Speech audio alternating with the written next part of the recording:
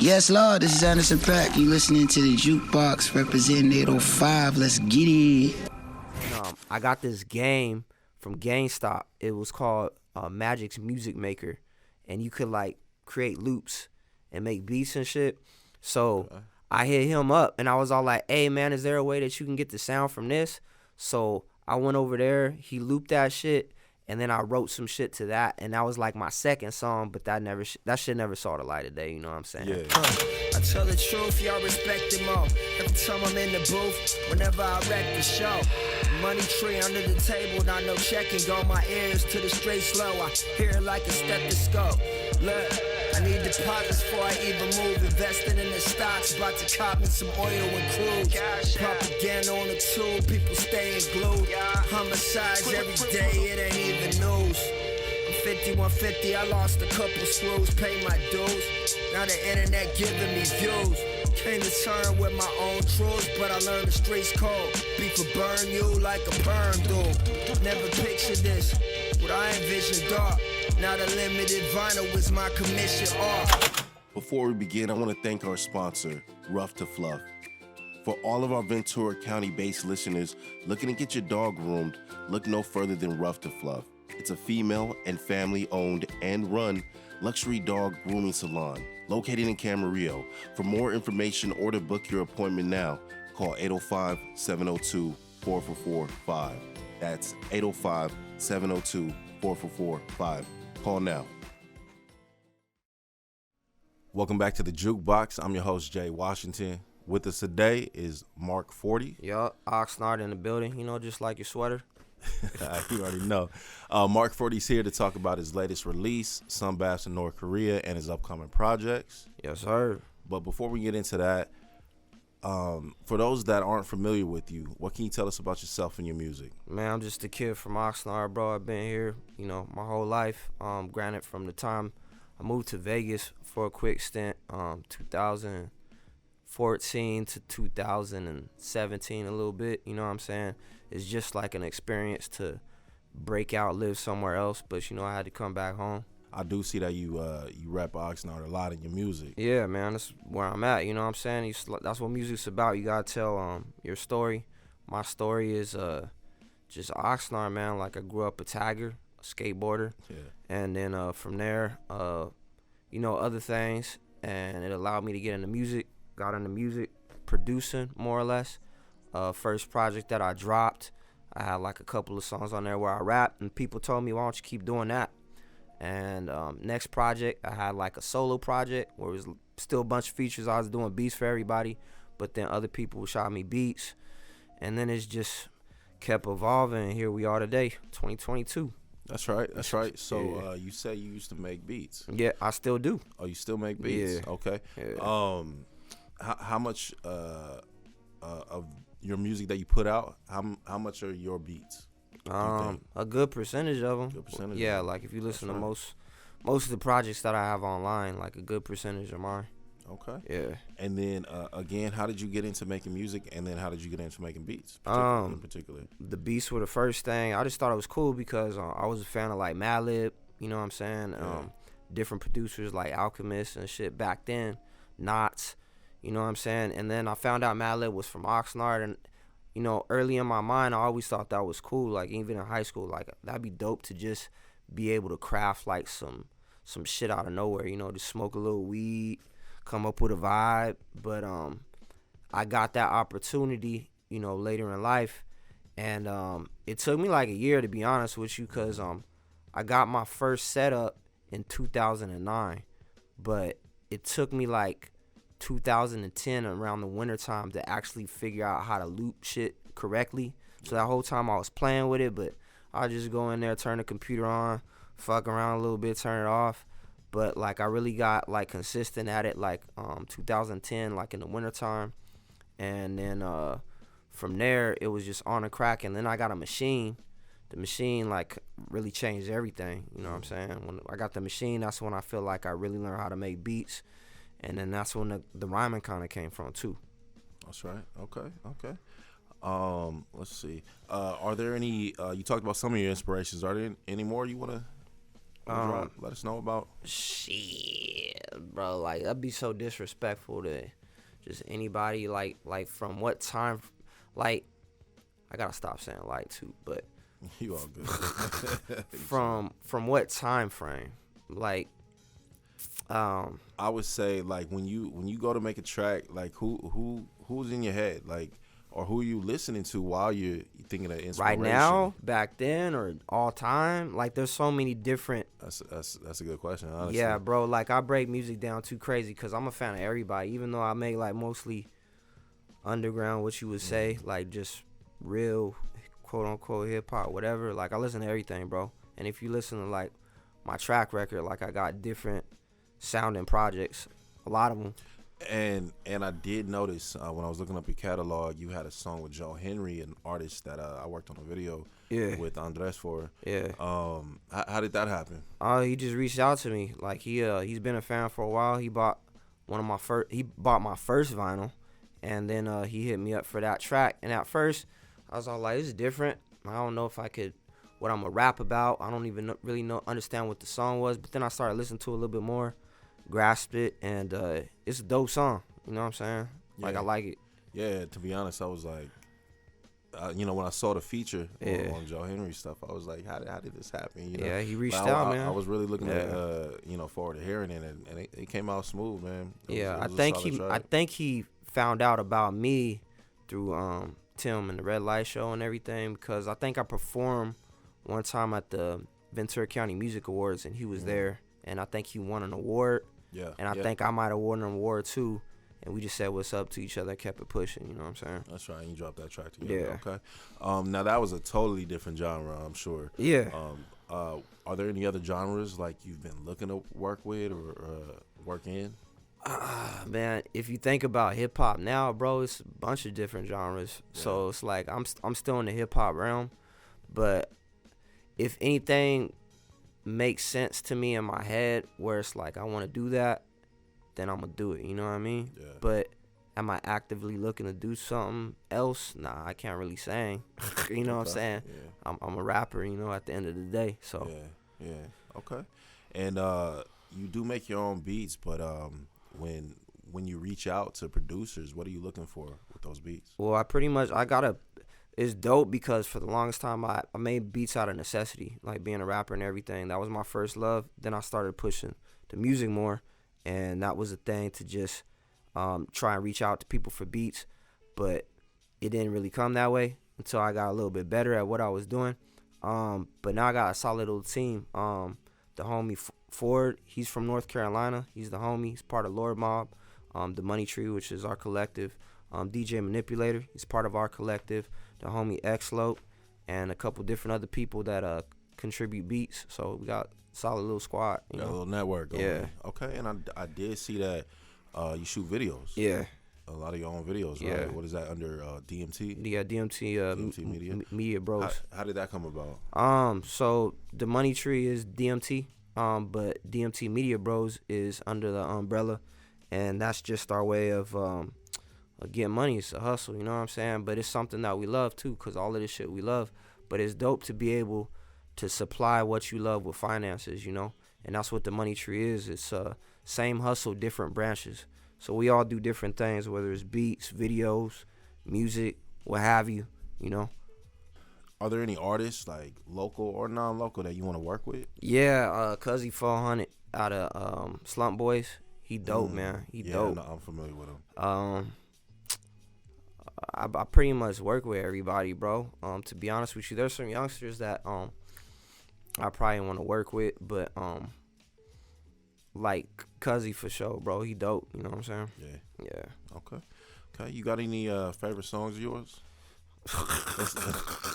Let's narrow it down to 3. I feel like you got a lot. I can't do the small list, man. Like, people be asking me like top favorite MCs, top favorite songs. I can't even do that, bro. Like, let me think, man. Okay. Think of it this way: if someone would ask you like, "What's your music?" What's the first few that you would show to get them interested? You know, of my shit or somebody else's? Of yours, yeah. Oh, of my shit.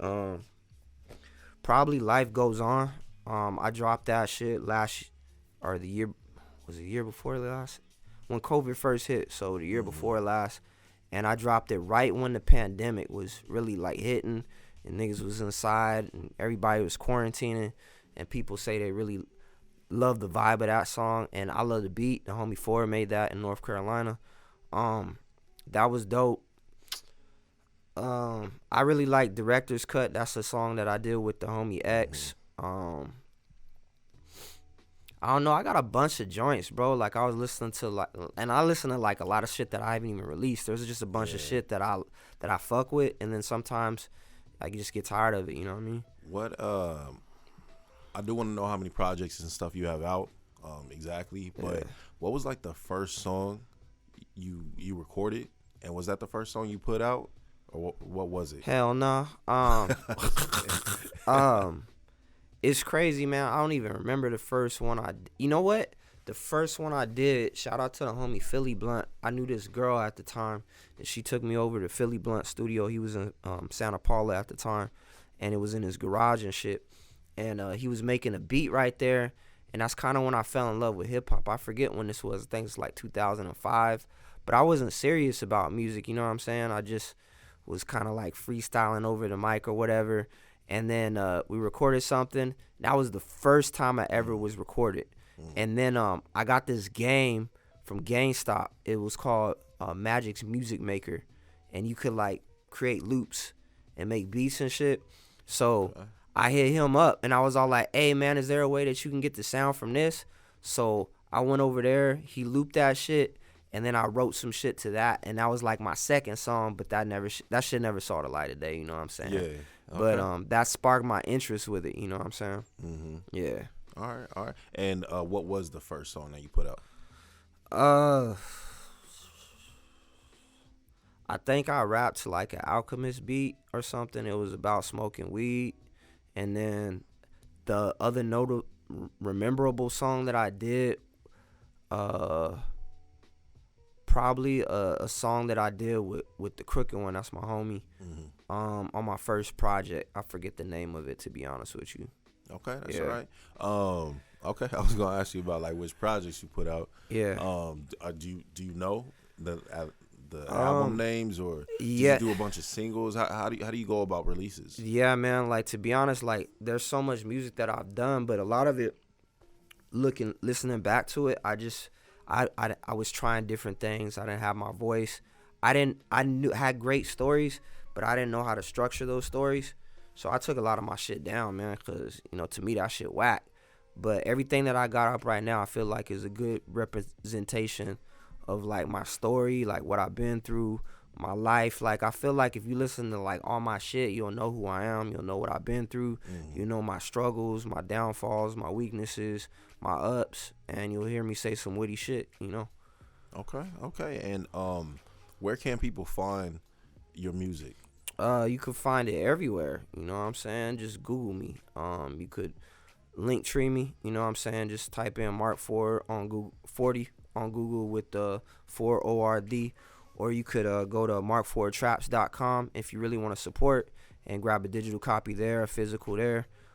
Sold out of the vinyls though, but you could definitely grab some merch if you want to, you know. Yeah. Okay, and biggest successes and failures so far? God damn. There's a lot of failures, man, but I feel like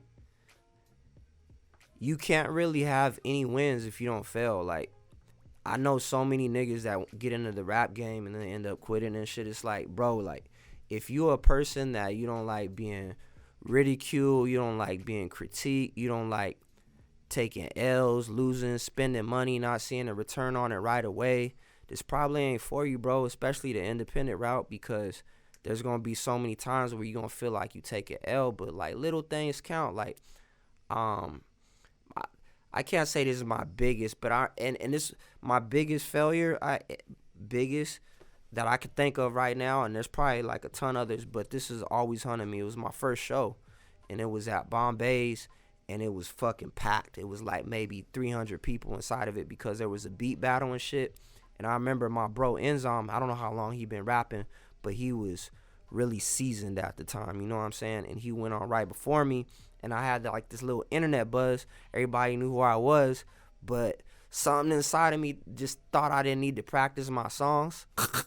You know what I'm saying? And then the day before, I was all like, God damn, I don't really know my shit like that. So I pretty much just got the tracks and was rapping on them. And everybody else in that entire show was just rapping over their beats. You know what I'm saying? So I was rapping over the songs. And I just remember everybody's face, bro, just like, you know what I'm saying? After being like, woo, like cheering other niggas and everything and going crazy. And niggas stood there, but, you know, I remember like slowly just niggas just walking away. And that shit hurt. But I feel like you have to go through that in order to get better, because it's like, it's not just something easy for everybody. Some people are naturally gifted, but I feel like that showed me that I needed to be more serious with what I do, my showmanship, and now my show's tight. And I don't think it would have ever been that way if I would have never gone through that. So shout out to Spec, because he sat me down and told me that shit, and Dopamine Rush sat me down and was all like, you'll get over it. You know what I'm saying? Got me a shot after that. That's right. Okay. All right. So Mark 40's latest project is Sunbaths in North Korea, and he has some future projects we're going to get into right after the break. Yeah, while you do the most, yeah. West side, fuck a op, stacking up the guala, gotta get the guap. Lost a couple niggas, poured a little liquor, flowers on the headstones on the block. Nigga, this is street music, it be therapeutic for making it up at the ox. David James, he the VP, I'm the president, crackers hating like Barack. Chefing and cooking the pan toss, product jumping from the hand toss. Once they get it, it's never too much, that's reminiscing the Van Dross. Marathon running a couple of miles left, almost out of breath and the sand soft. Never pulled applause, humble with the vibes, doubling up how I ran off. Welcome back. Again, we got Mark 40 in the building here with us, talking about his latest project, Sunbaths in North Korea, as well as his upcoming projects. And first question I want to know is, how'd you come up with that name? Oh, man, it's like kind of a theme, you know what I'm saying? My first vinyl release was called Opioids. We had dope artwork and cover art for that one. And then, you know, I had a couple other releases, and then I came out with this one, which this is limited. This is one of the last ones, and I'm gonna give it to you. Hey, that's love, man. Yeah, open it up, man. Hey, good looking. Yeah. Good looking. Appreciate that. But it's just the theme. A lot of people really like that album cover, and it's kind of Asian, Oriental. You know what I'm saying? Dope dude. Dude that created that artwork is in South Africa, and it's based off of a magician. He just like a master magician or whatever. Yeah. But Sunbaths in North Korea is just pretty much saying, you know, North Korea got that bomb. That's what I got on my fucking tape, nigga. You know what I'm saying? That's right. Oh, that's beautiful. Yeah. That's beautiful. You said a dude from South. Yeah, South Africa. He did the cover art. The cover art, yeah. Man, how did you get in touch with a dude from South Africa? Just because a lot of my music gets uploaded to a channel that's in France. His name's Paca the Plug, and it's a real dope base for a lot of underground artists like myself. And I'm just blessed that people overseas fuck with the vibe, fuck with me as a person, fuck with the music, the movement, what we got going on. That's right. And different people just reach out, you know. Yeah. You were talking about a project you had going in Japan. Yeah. So the project that I got going in Japan is unannounced right now. Name wise, it's untitled, I should say. We just released a single, me and Vanderrood. It's produced by Cedar Laws. He's in Japan too, and it's a dope single. It's out right now. It's called Money Streets. I forget how you say it in Japanese, but you know, like that's out everywhere, streaming on all platforms. But the test of vinyls actually ran out already.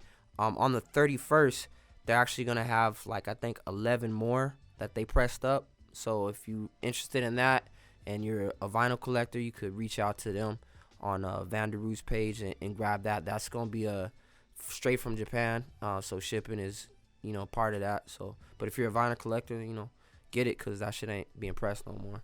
But the project's coming out soon, man. Gonna have another big announcement for that, and I'll definitely be back on here to go forward with that. Yeah, we'd love to have you on here too. Yeah. Where can people like find you and information like to follow it and keep track of that? Shit, you can find me at on Instagram, Mark MARK 4, like the number 4, then ORD. That's Mark 40. Or you can find me on Twitter 4ORD20. That's 420. You can find me on TikTok, same as Instagram, Mark MARK 4ORD. Yeah, man, or just Google me. You know what I'm saying? You'll find me. Okay. Yeah.